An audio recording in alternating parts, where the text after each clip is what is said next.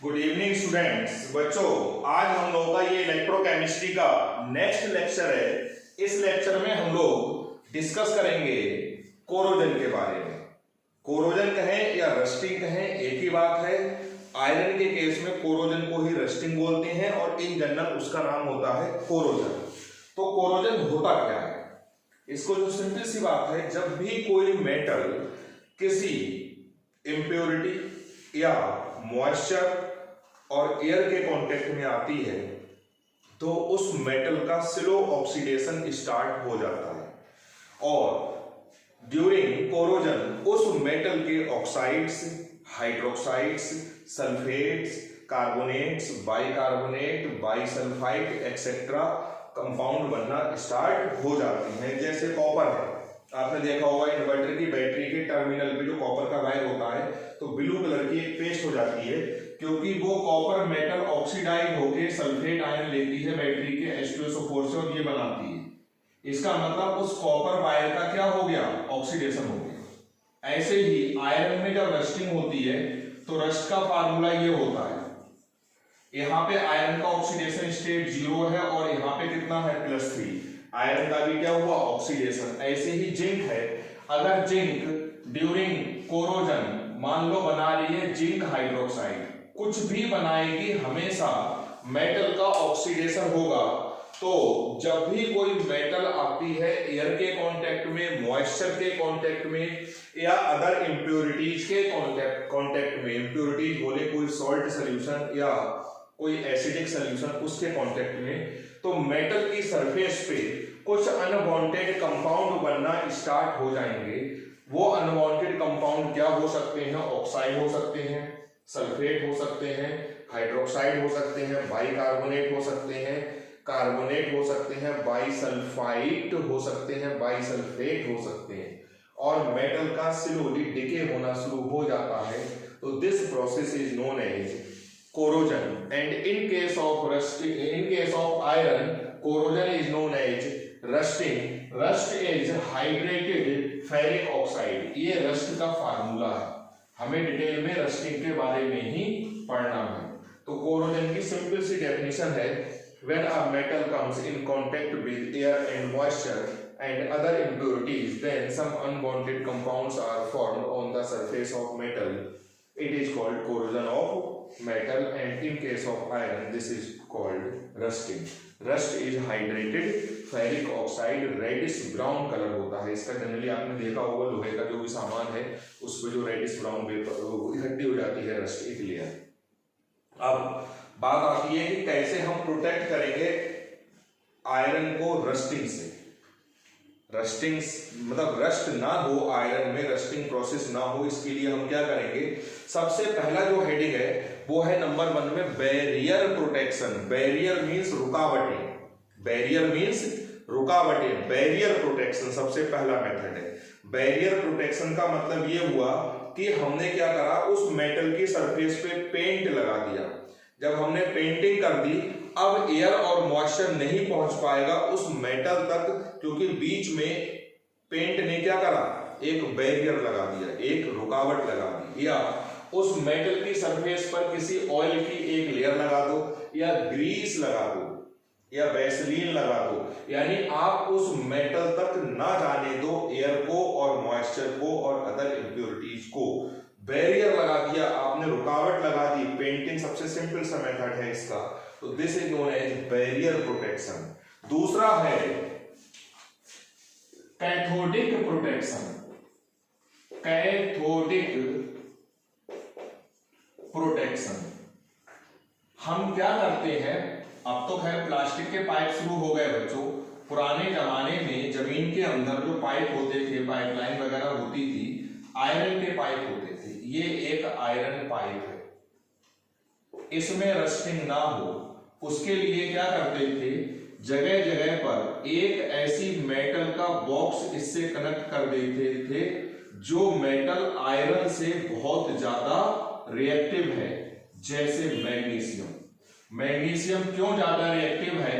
Iron का reduction potential होता है -0.44 और मैग्नीशियम का रिडक्शन पोटेंशियल होता है -2.37 वोल्ट। रिडक्शन पोटेंशियल मैग्नीशियम का बहुत कम है, इसका मतलब मैग्नीशियम बहुत ज्यादा रिएक्टिव है किससे, आयरन से। अब होगा क्या, एक मैग्नीशियम बॉक्स जगह जगह पे लगा देते थे, हमने यहां लगा दिया। अब देखो आप ये मैग्नीशियम बॉक्स का फंक्शन क्या है। रिडक्शन किसका होगा, आयरन का। मैग्नीशियम का क्या होगा, ऑक्सीडेशन। आयरन का तो हो रहा है रिडक्शन। सोचो जरा, जबकि कोरोजन में यानी रस्टिंग में आयरन का होता है ऑक्सीडेशन। इनको ऐड कर दो, आयरन का रिडक्शन हो रहा है, इसलिए आयरन बन गया कैथोड। ये क्या बन गया, कैथोड, और ये क्या बन गया, एनोड।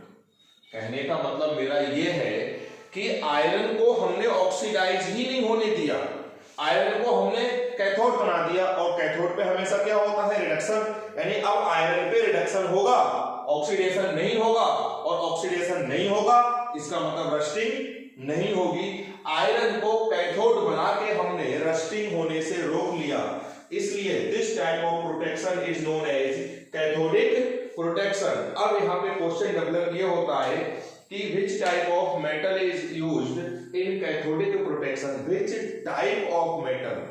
मैं ये पूछ रहा हूं कौन सी मेटल, तो कहोगे हाईली मोर रिएक्टिव मेटल, जो आयरन से बहुत ज्यादा रिएक्टिव मेटल होगी वो, और उसका एग्जाम्पल है मैग्नीशियम, क्योंकि हाईली मोर रिएक्टिव ये है क्योंकि डिफरेंस बहुत ज्यादा है। अब नेक्स्ट मेथड आता है थर्ड मेथड, सैक्रिफिशियल प्रोटेक्शन। नाम से आता है ये सैक्रिफिशियल प्रोटेक्शन। सैक्रिफाइस से बना है सैक्रिफिशियल,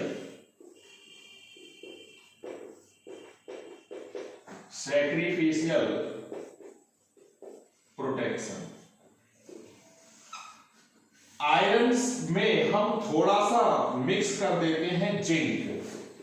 जिंक आयरन से ज्यादा रिएक्टिव है, मगर थोड़ा सा ही ज्यादा रिएक्टिव है, क्योंकि आप ये देखो डिफरेंस रिडक्शन पोटेंशियल में थोड़ा सा ही है। जिंक का रिडक्शन पोटेंशियल कम है, मगर बहुत हल्का सा ही डिफरेंस है, यानी zinc is slightly more reactive than iron. हमने क्या करा, आयरन में हल्का सा मिक्स कर दिया जिंक।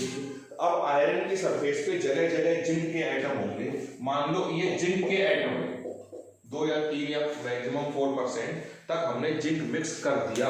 अब जब जिंक ज्यादा रिएक्टिव है और स्लाइटली मोर रिएक्टिव है आयरन से, जैसे ही एयर या मॉइस्चर आएगा इस सरफेस पे रिएक्ट करने, तो उससे पहले रिएक्शन कौन करेगा, जिंक।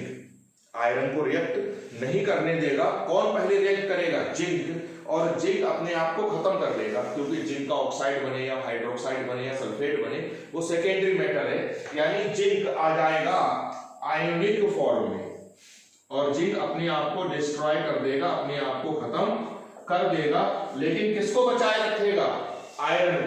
केस ऐसा समझ लो कि मैं यहां खड़ा हूं, मैं यहां खड़ा हूं और एक मेरा फ्रेंड आगे खड़ा है, किसी ने पत्थर फेंक के मारा मेरे, तो फ्रेंड ने क्या करा, वो जो मेरे बराबर में खड़ा हुआ था, फ्रेंड सामने आ गया, पत्थर तो किसके लग गया, फ्रेंड के, उसका थोपड़ा टूट गया, मगर मैं बच गया। यानी मेरे फ्रेंड ने मुझे बचाया, खुद अपने आप को खत्म करा, यानी उसने सैक्रिफाइस करा। सेम काम यहाँ पे हो रहा है, जिंक अपने आप को तो खत्म कर रहा है, लेकिन किसको बचा रहा है, आयरन को। सैक्रिफाइस कौन कर रहा है, जिंक। इसलिए this type of protection is known as sacrificial protection. यहां पे आता है कि सैक्रिफिशियल प्रोटेक्शन में किस टाइप की मेटल यूज करोगे, तब आप कहोगे slightly more reactive than iron, और उसका एग्जांपल हो जाएगा जिंक। ऐसा आयरन जिसमें थोड़ा सा जिंक मिला होता है, ऐसे आयरन को बोलते हैं गैल्वानाइज्ड आयरन। कैसा, गैल्वानाइज्ड आयरन। इसको हम शॉर्ट में बोलते हैं GI पाइप। जो लोहे के पाइप होते हैं GI पाइप बहुत महंगे मिलते हैं, और वो जल्दी खराब नहीं होते हैं, क्योंकि उनमें रस्टिंग नहीं होती है, उसमें हल्का सा जिंक मिला होता है।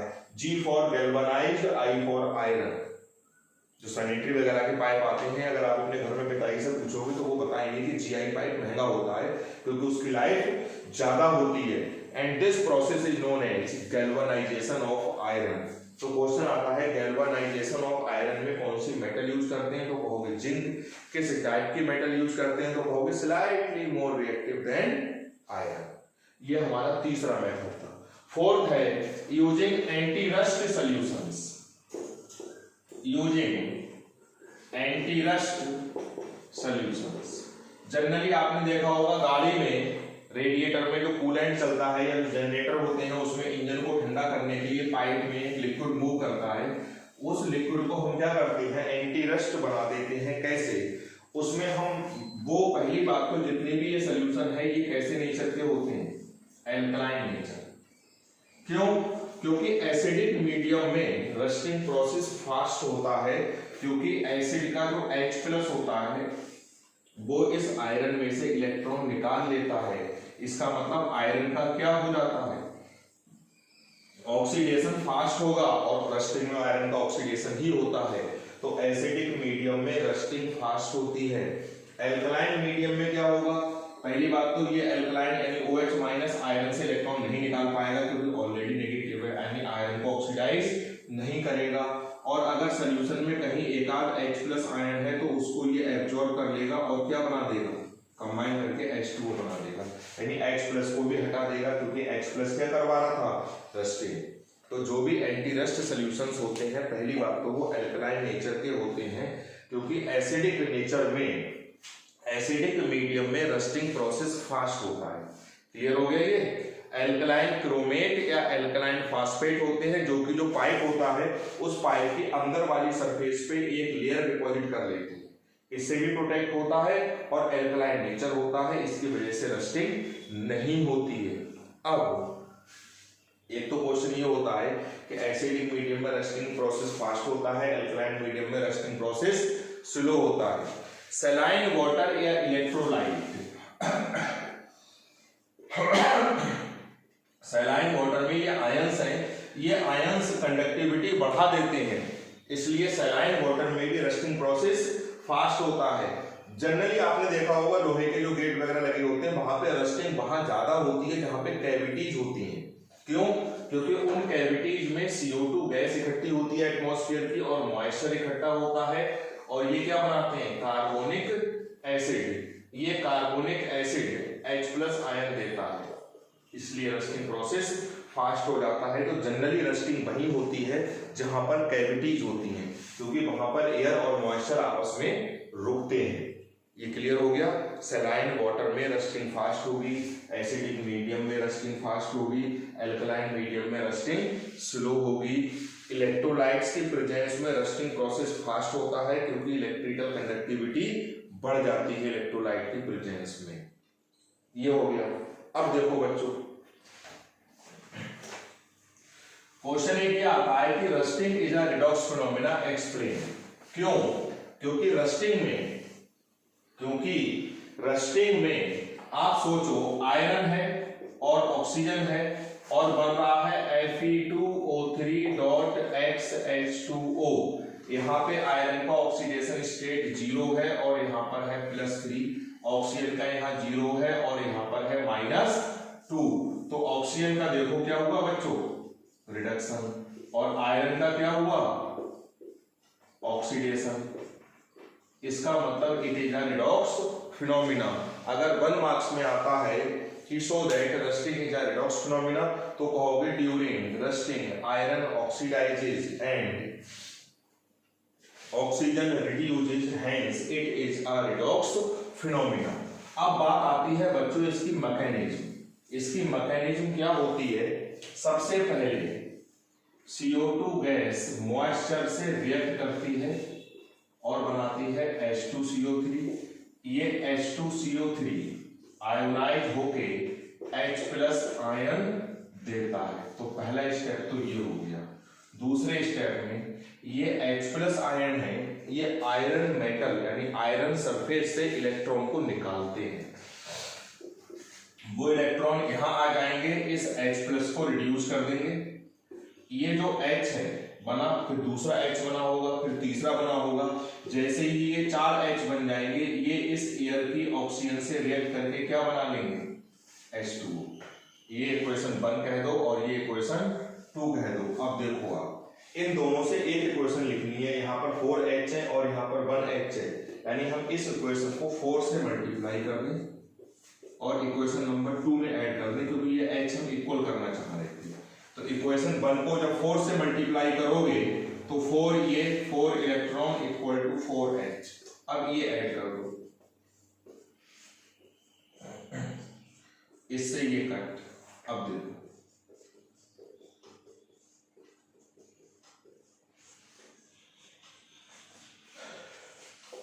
ये एक रिएक्शन आई, इसमें रिडक्शन हो रहा है क्योंकि इलेक्ट्रॉन इसमें लेफ्ट हैंड साइड में है, रिडक्शन हो रहा है। और रिडक्शन कहां पे होता है? कैथोड। तो this is cathodic reaction during rusting. ये भी आ सकता है कि रस्टिंग प्रोसेस की कैथोडिक रिएक्शन कौन सी होती है। 4 ऑप्शन होंगे तो आपको ये पता होना चाहिए। अब स्टेप 3, ये कौन सा स्टेप है? 3। ये स्टेप 1 था, ये स्टेप 2 था। अब आयरन से इलेक्ट्रॉन निकाले किसने? इसने H+ ने, तो आयरन का ऑक्सीडेशन हुआ, आयरन का ऑक्सीडेशन हो गया। देखो ये इक्वेशन कह दें हम 4, यहाँ ऑक्सीडेशन हो रहा है तो ये कौन सी रिएक्शन है? Anodic reaction. क्लियर इतना? अब देखो ये कैथोडिक है और ये एनोडिक है, इन दोनों को ऐड करेंगे। यहाँ पर इलेक्ट्रॉन हो रहे हैं 4 और यहाँ पर इलेक्ट्रॉन हो रहे हैं 2। इक्वल करने के लिए उस इक्वेशन को, यानी इक्वेशन नंबर को 4 को आप मल्टीप्लाई करोगे 4 से, तो ये इलेक्ट्रॉन कट हो जाएंगे। यानी इक्वेशन 3 में आप ऐड कर दोगे इक्वेशन 4 और multiplied by 2। 4H plus O2 plus 4 electron equal to 2H2। इसको 2 से मल्टीप्लाई करोगे तो 2Fe equal to 2Fe plus plus plus 4 electron, ये cut 2Fe plus 4H plus plus O2 equal to 2H2O plus 2Fe plus plus. ये redox reaction है। This is known as overall reaction of rusting. अब ये Fe++ ion air से oxidise होकर बाद में काय में कन्वर्ट हो जाते हैं। ये मैंने नोट्सों में लिख के भेज दिया है। अगर ओवरऑल रिएक्शन आएगी रस्टिंग की तो बस यहां तक लिखोगे, रिडॉक्स रिएक्शन को लिखना है हमको। तो ये हमारा हो गया रस्टिंग की मैकेनिज्म। आ सकता है so that rusting is a redox phenomena 3 marks में, तो भी ये लिखोगे। Explain the mechanism of rusting, तो भी ये लिखोगे।